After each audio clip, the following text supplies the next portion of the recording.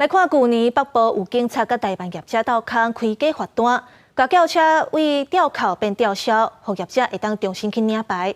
即马伫高雄市警察局嘛出现类似的状况，目前已经有3个分局互搜查，4个警察也互检调带回去问话。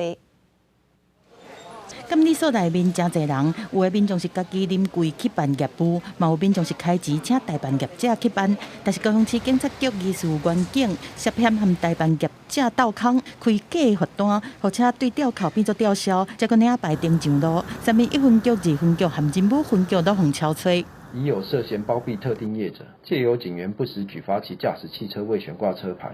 或于吊扣期间行驶而吊销其汽车牌照。再由该等不法业者至监理单位重新验车后，请领新牌照。疑似4个警察涉案，互带转来。检方讲，专案搁要等调查厘清，但是警察改革协会嘛烦恼讲，若是有警察是伫个唔知影后壁有这么大的利益，还是根本啥物拢唔知，是为着借口处地违规开单，作红以贪污罪嫌上班，恐惊是真无辜，且检调查真相嘛，建议警政署较紧补破坑。教育员警说，有人在利用你们开单的行为牟利。比较明显的告诉大家，这个东西不能乱开，开单的绩效要把它拿掉，积分高得非常高，难保员警不会铤而走险，说为了绩效去干这个事情。高雄市警察局讲，这个案是局内的督察室主动自检清查，报予警政署报请高雄地检署指挥相关单位来侦办，因会继续以袂冤枉嘛袂放过，铁查到底的精神，阻止风纪弊端。记者综合报道。